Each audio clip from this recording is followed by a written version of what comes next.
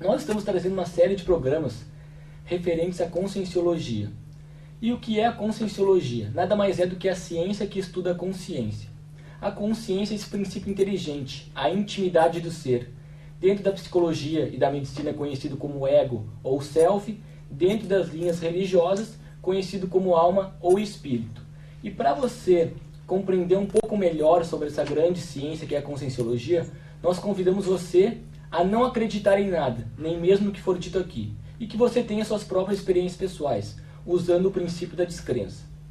Hoje, nós vamos tratar sobre um assunto muito interessante, sobre ProEx e finanças.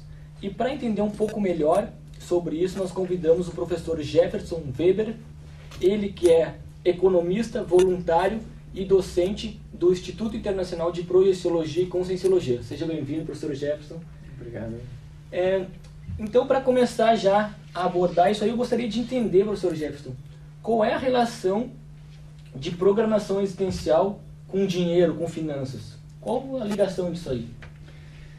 Bom, quando nós começamos a pensar em conscienciologia, né, como falaste lá na introdução, na evolução da consciência, e fazendo a analogia de que nós estamos hoje evoluindo e nos desenvolvendo numa sociedade e que tem como dinheiro como um dos elementos, né, necessários, evidentemente que a gente conclui que o dinheiro é um elemento extremamente importante, relevante e até mesmo estratégico para a nossa programação existencial, para a nossa programação de vida, ou seja, para a nossa evolução nesse estágio, nesse momento que nós nos encontramos. Trabalhar com dinheiro não é um processo muito fácil, né? E independente da consciência, enfim, da pessoa gostar ou não, ela tem uma relação com o dinheiro. Em todos os momentos, diariamente, em todos os momentos da vida, nós vamos precisar dessa energia que é o dinheiro para conseguirmos colocar em execução os nossos planos, os nossos projetos.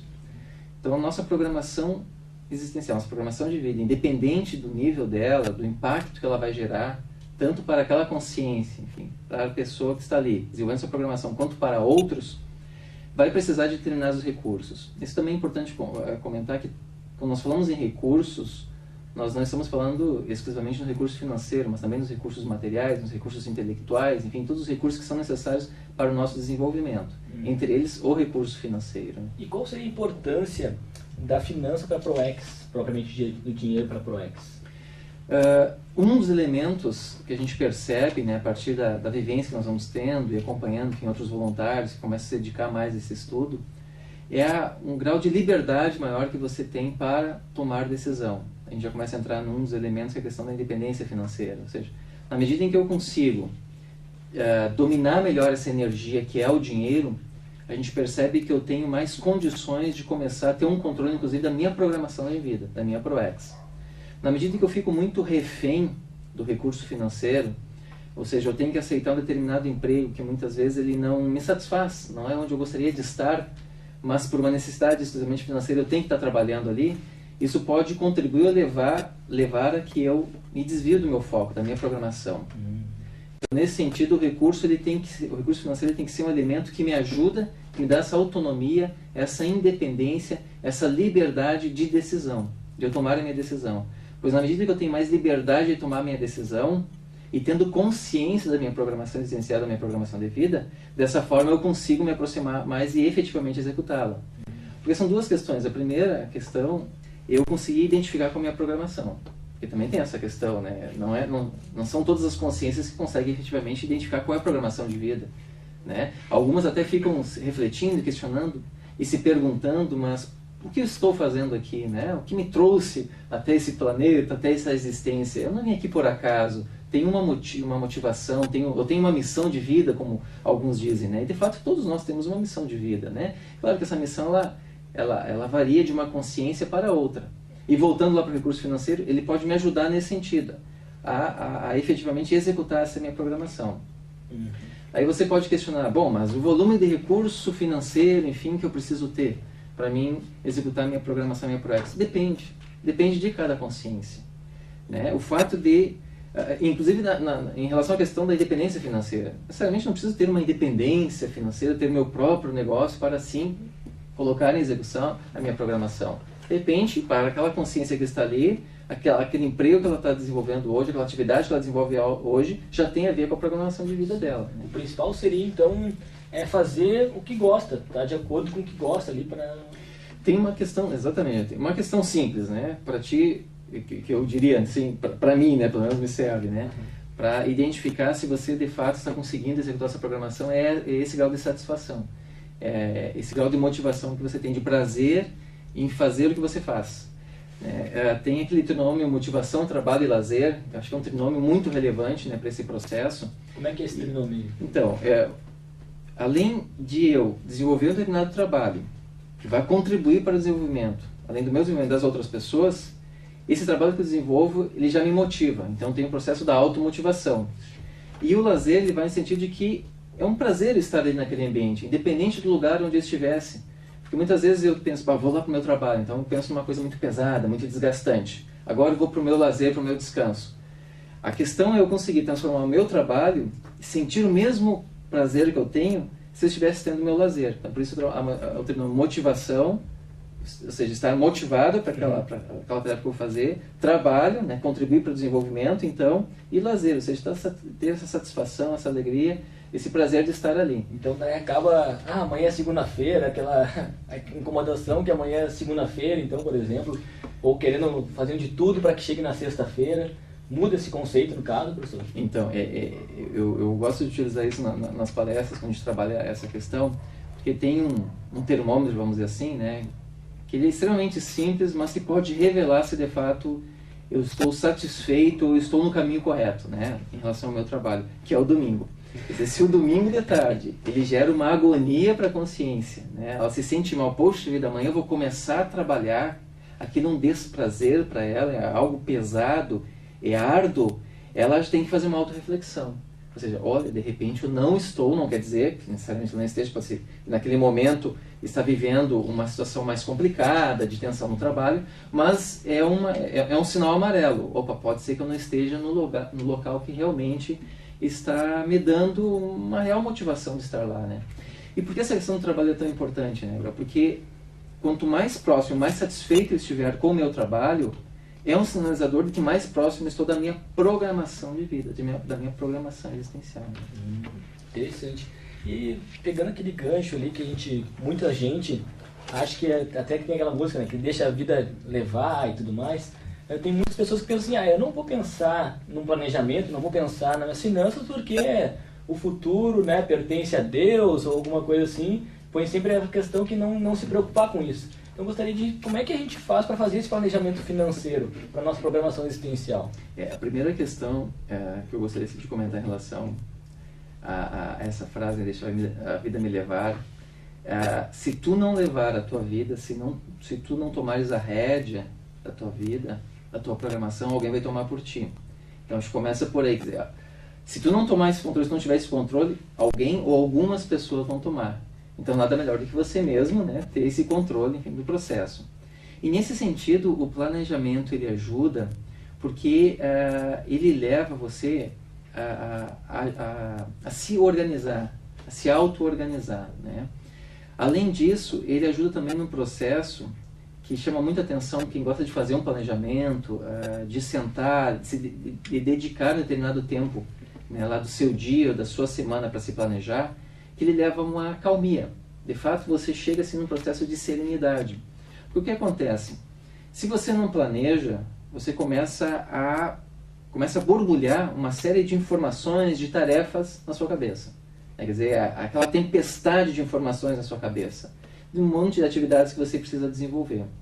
Na medida em que eu paro e começo a organizar essas ideias e colocá-las no papel, isso me ajuda a me acalmar. Então, quem não fez ainda exercício do planejamento, faça exercício do planejamento. Então, por isso, não acredite em nada do que a gente fala aqui, né? Tem essas experiências. Então, planeje para ver. Então, esse, assim, eu diria que é um dos primeiros benefícios, a acalmia. Porque daí aquela tempestade, aquele turbilhão de coisas que estão me incomodando, que me atrapalham, eu consigo colocar no papel, dou uma ordem para isso de prioridade. Existem inúmeras formas de você planejar. Eu diria assim que não existe uma receita. Mas qual é o método, qual é o mecanismo melhor? Vai depender de cada consciência. Eu entendo que cada um precisa encontrar o seu método, a sua melhor forma de trabalhar. Isso você vai conseguir fazer exercitando, lendo, trocando informações com outras pessoas. E esse grau de prioridade, ele vai me ajudar a identificar aquilo que de fato é o essencial. O que acontece? Você vai verificar que no momento em que se você não faz um planejamento, ou seja, não coloca no papel, não define as metas e o tempo para acontecer, uma determinada atividade simples, né, que você precisa fazer, trocar o óleo do automóvel, essa tarefa eu preciso desenvolver. E se você não coloca, não dá um grau de prioridade, ela pode ficar ali no mesmo nível que é escrever um artigo.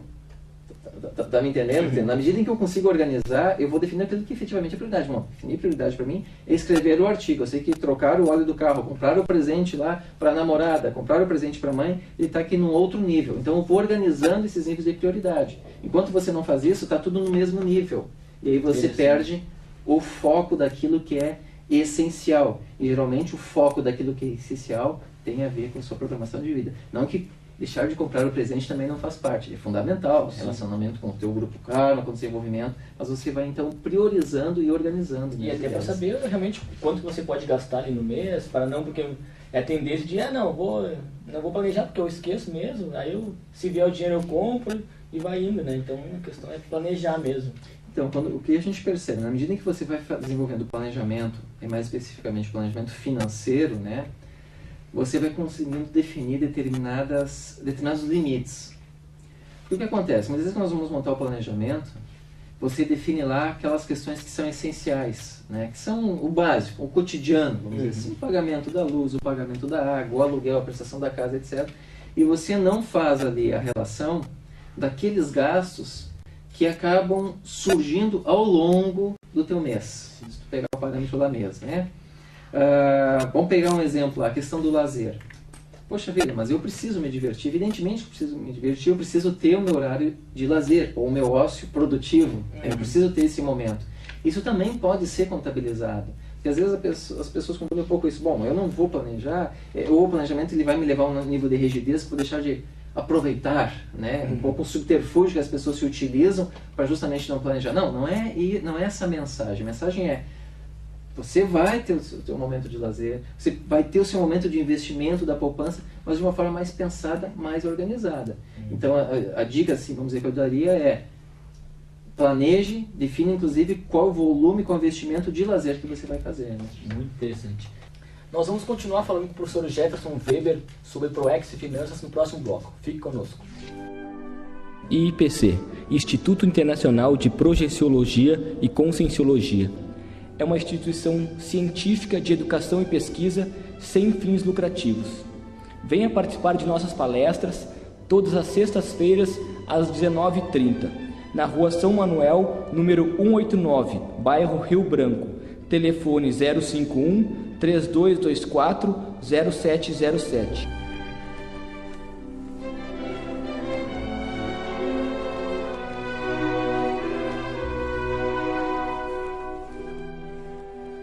Estamos de volta com o programa Comunicando Espiritualidade, hoje conversando com o professor Jefferson Weber sobre ProEx e Finanças. Então ele estava explicando um pouco sobre essa relação da programação existencial com relação às finanças. E eu gostaria de saber, professor Jefferson, aquelas pessoas que têm compulsão por gastar, que não conseguem controlar o dinheiro, aquele impulso de gastar, né? Que dica você daria, o que a gente pode trabalhar em cima disso, dizer em cima disso? Então, nós estamos, eu diria assim, que a todo momento, né, sendo cercado por possibilidades de compras. Então tem toda uma indústria, tem toda uma mídia que é preparada, que é muito qualificada, com uma grande expertise, excelentes profissionais para nos convencermos de comprar. E nós temos que nos preparar, nos capacitar, inclusive, para efetuar esse momento importante, que é o momento da compra. Só que determinadas pessoas, nós vamos percebendo que elas têm uma dificuldade de ter esse controle. Se você for começar a conversar, né, você vai verificar que algumas pessoas comentam: puxa vida, mas eu não consigo segurar o meu dinheiro. Eu não consigo ter o controle do meu dinheiro. Inclusive, em alguns casos, nós sabemos de pessoas que recebem lá o seu ordenado, o seu salário, e repassa para um terceiro, para que esse terceiro, um familiar, faça o controle do dinheiro por esta pessoa. porque de fato ela já tomou consciência, esse é o primeiro passo, né? Ela tomou consciência de que ela tem dificuldade e não consegue controlar o seu dinheiro. Então convida ali um familiar para fazer isso. A gente percebe que o grau de profundidade desse problema, né, da intensidade desse problema, ele é tão forte que daí o indicado seria de fato essa pessoa procurar inclusive um especialista, enfim, um psicólogo, um especialista que pudesse ajudá-la a compreender o porquê desse processo da compulsão da compra. Porque na verdade o que se percebe é que a compra, ela, vamos dizer assim, é uma consequência de um problema anterior que a consciência está tendo, né? De uma determinada depressão que ela pode estar vivendo naquele momento ali, e que ela procura então vamos dizer assim, preencher esse vazio, esse momento, efetuando uma determinada compra, né? Isso se percebe pela literatura, pelas pesquisas, que acontece mais com o sexo feminino, mais com as mulheres, né? E com as pessoas de uma maneira geral, às vezes, estou passando por um problema, estou com dificuldade, estou um pouco triste, eu vou lá comprar, vou lá no shopping, né? Eu me lembro que eu via, inclusive, uma reflexão feita lá na economia dos Estados Unidos, né, na época da depressão, e que um dos recados, né, do governo americano, na época, aliás, 11 de setembro, um dos recados lá, em vez de fazer toda a reflexão do processo que estava acontecendo, vão às compras, comprem, ou seja, ali você vai conseguir resolver os seus problemas, comprando, adquirindo. Então tem um processo muito forte, de fato, né, e que se sabe, né, que as pessoas acabam utilizando esse mecanismo para suprir determinadas deficiências. Então, como eu comentei, eu acho que a pessoa tem que se perceber e procurar uma ajuda assim, de um profissional de fato, né? Em Porto Alegre, enfim, já existem determinados grupos, né? E depois, entrando em contato lá com o Instituto, enfim, a gente pode estar fornecendo lá o telefone de pessoas que trabalham, assim como existem os alcoólicos anônimos, nós temos os devedores anônimos. Existe um grupo, inclusive em Porto Alegre, que se reúne com pessoas com esse perfil, né?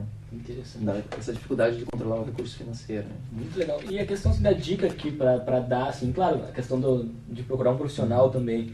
E em relação à prioridade, né? Acho que será que é realmente necessária essa compra? O que poderia falar sobre isso? Então, exato, isso é importante, né? Todo momento, isso é básico hoje, qualquer curso, enfim, de gestão financeira, né, educação financeira. No momento que você vai lá no supermercado, faça a sua listinha de compras. Por quê? Quando você vai no mercado ou vai no shopping, você tem lá um holopensene, melhor dizendo, né? Um conjunto de pensamentos, sentimentos e energias que estão naquele ambiente ali, propícios e voltados para a compra, para o consumo, né? Então, se você está dentro de um holopensene, ou seja, de um ambiente que é preparado para consumir, se você não tiver um mínimo de controle, de acuidade desse processo, você acaba sendo engolido. E às vezes tu acaba comprando e nem percebeu. Depois, quando chega em casa, mas por que eu comprei isso se eu nem precisava comprar? É porque, de fato, ele não foi uma decisão consciente tomada por você. Né? Foi uma decisão, inclusive, de terceiros. Ou seja, os terceiros são aqueles interessados que você efetue a compra. Se não está consciente, vai... Exatamente. Qual a estratégia que eu utilizo? Né? Então, uma dica, assim, uma estratégia que eu utilizo. Além de ter lá a minha notinha, meu planejamento, porque daí eu sempre vou fazer essa reflexão, tem aquele objeto ali, aquele telefone celular agora, aquele lançamento que está ali, né? De fato eu preciso daquele, está dentro do meu planejamento, não está no meu planejamento.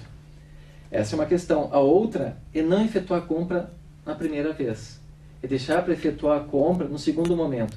Isso também, pelo menos para mim, tem funcionado muito bem, quer dizer, eu vou lá, verifico aquele objeto, retorno, e aí começo a fazer essa reflexão. Por quê? Porque eu saí daquela energia que estava ali naquele momento. Então eu me afasto, faço esse momento de reflexão e verifico se de fato para mim faz sentido comprar aquele objeto ou não. Em muitos casos, eu decido por não comprar. Então aí você vê que de fato ia fazer uma compra equivocada, né? Mas aí surgiu lá uma promoção. Então você tem aquelas pessoas que compram, né, objetos em promoção e fica lá depois estocado e não se utiliza aquilo só porque estava em promoção. Então até mesmo a promoção, vale a pena? Tem sentido para você? Ou você comprou só porque estava lá como promoção? Né? E eu posso parcelar em 10 vezes ainda? Em 10 vezes, aí você começa a entrar em questões mais técnicas, né? Que daí é o descontrole financeiro mesmo, ou a questão do crédito fácil, porque hoje nós temos na nossa economia um crédito em abundância, né? Todo momento que nós caminharmos aí pelos centros das grandes cidades, estão lá nos oferecendo, lá todo momento um crédito fácil, mas com altas taxas de juros. Então, como diria Einstein, né, as pessoas ainda não descobriram o segredo e o poder dos juros compostos. Né? Então, você tem que entender um pouco também de de matemática, né, para você efetuar uma compra parcelada. E eu queria remeter a uma outra questão que eu entendo que é de fundamental importância, né, quando a gente fala nisso. É começar a preparar os consumidores, a começar a preparar os investidores lá na sua infância, ou seja, as crianças. Aí nós temos N formas de você já começar a trabalhar com aquela consciência que está em evolução, com uma consciência que está chegando ali, decorrente e que todo um acúmulo já de conhecimento, né, mas que não está ainda, que não brotou, né, que não reverberou, enfim, decorrente de outras vidas, mas de uma consciência que pode vir lá já com um perfil mais gastador desde criança, ou uma criança que muitas vezes tem dificuldade em ter uma disciplina orçamentária, ou uma criança que tem dificuldade em gastar o dinheiro. Isso você já pode identificar lá na infância e já começar a trabalhar isso. Hoje já existem algumas discussões de começar a implantar nas escolas, né, educação financeira. Então a gente aprende, né, vários temas com sua importância na escola, mas não aprendemos a desenvolver essa habilidade, né, das finanças pessoais. Então isso já está sendo discutido desde agora. Né? Sim. Então, com relação a isso, a dica que tu trouxe é no processo de olhar a primeira vez, retornar, pensar e depois ver se realmente é necessário. E no processo, a gente sabe que hoje pagando à vista se consegue mais desconto. Seria interessante também, se não fosse fazer um planejamento para conseguir o dinheiro para poder pagar à vista, em vez de, não, dá para parcelar. Com certeza, com certeza. Assim, é uma questão que vai depender muito da tua estratégia, né? Porque, por um lado, o crédito, a gente pode dizer que o crédito ele facilitou muito o desenvolvimento da economia, enfim, porque ele possibilita que as pessoas que têm poucos recursos financeiros tenham acesso ao dinheiro e dessa forma conseguir efetuar a compra. Então, nesse sentido, o crédito ele ajuda bastante. Agora, evidentemente que se você tem condições, né, de fazer uma poupança dessa forma, lá fazer o pagamento à vista, inclusive barganhar lá um desconto, quanto melhor dessa forma, né? Mas se não tem, aí você vai buscar o crédito, busca aquele crédito mais barato, aquele crédito de fato que não vai pesar no seu bolso, faça todo o cálculo, toda a tua estratégia financeira. Então vai depender muito aí da definição e do foco de cada consciência. Né? Interessante. Então agora eu estou organizado, já estou conseguindo ali, né, ter um ajuste financeiro nas minhas contas, com o meu salário, enfim. E como é que eu faço em termos de investimento? Como é que eu vou poder para esse dinheiro render mais, enfim? Qual é a dica que você poderia dar para mim? Então, a gente sempre fala, né, que é muito bom a pessoa, tendo lá sua conta financeira, conhecer alguma pessoa do banco, o seu gerente, né, ser amigo do seu gerente de banco, né, se fala isso, se faz essa brincadeira, mas é muito importante de fato. Por quê? Porque ele pode te ajudar na hora de decidir qual é o melhor investimento. Por outro lado, tem que ficar muito atento, porque o banco também ele tem uma série de produtos que vai te oferecer.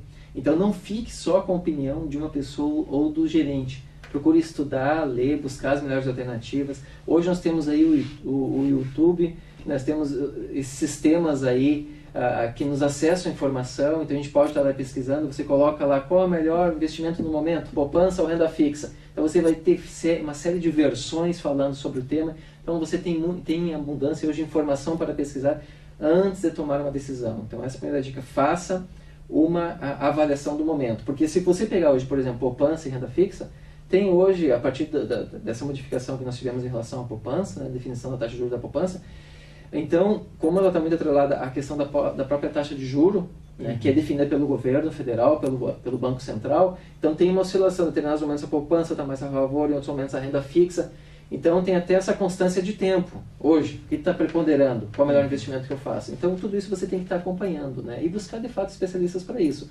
Então isso é renda fixa, poupança. Se você quer buscar um investimento mais agressivo, né, como fundos de ações, enfim, aí você vai buscar uma corretora, aí um cuidado maior que você vai ter que ter, você tem que se preparar, você tem que investir de fato na sua formação para arriscar nesse mercado, porque é um mercado muito pesado, é um jogo muito forte, né, e que a pessoa despreparada ela vai acabar tendo resultados extremamente negativos, né? Ela pode se iludir com retorno fácil. Quanto mais alto o retorno, mais rápido o retorno, maior a taxa de risco, né? É assim que todos nós aprendemos. Se é maior a taxa de risco, você tem que avaliar dentro da sua estrutura, né? A sua estrutura, se você consegue suportar uma determinada perda. Então aí você começa a fazer uma análise do perfil da pessoa, né? Se ela tem perfil mais moderado, perfil mais a risco, enfim, para buscar o melhor investimento. Muito legal, professor Gerson. Então, com relação a isso, seria a gente buscar realmente instrução para poder ter um embasamento melhor, para saber, e até para contratar algum serviço de alguém, se a gente vai quiser alguma financeira, como tu falou, de investimentos, aquele que tem grupos de investimentos. Grupos de investimentos, exato. Hoje nós temos excelentes especialistas, enfim, que vão procurar dentro do teu perfil, do recurso disponível que tu tem e da meta, qual o teu time, qual o teu tempo, tu vai conseguir constituir lá uma cesta de investimentos, vamos dizer assim, né? Sim. Para achar a melhor forma aí, melhor equação no teu caso. Legal. Então, professor Jefferson, quero agradecer a sua presença, achei muito interessante, daria um outro programa aí para a gente falar só sobre finanças, e eu gostaria que você desse um recado aí para os telespectadores. Ok, acho que no primeiro momento, assim, comentar que o dinheiro é desmistificar, né, essa relação que muitas vezes nós temos com o dinheiro, uma relação mais difícil, desmistificar, entender que é um processo, que é um instrumento importante que nós temos nas nossas mãos, que não é o dinheiro que deve nos controlar, e sim nós precisamos controlar o dinheiro, não deixar que ele nos controle, né, e utilizar o dinheiro como mecanismo, como instrumento para nós conseguirmos executar aquilo que é mais importante, que é a nossa programação de vida. Ou seja, o dinheiro, ele é um instrumento, ele é um meio, ele não é o fim. Muito legal. Bom, professor Jefferson, eu gostei muito do nosso bate-papo sobre finanças e eu quero te convidar para fazer mais um programa. Então a gente vai continuar no próximo programa conversando mais sobre PROEX e finanças. Se você, telespectador, quiser conhecer um pouco mais sobre o Instituto Internacional de Projeciologia e Conscienciologia, fica na Rua São Manuel, número 189, no telefone 3224-0707. Todas as sextas-feiras tem palestras gratuitas, às 19h30. Muito obrigado pela sua audiência e até o próximo programa.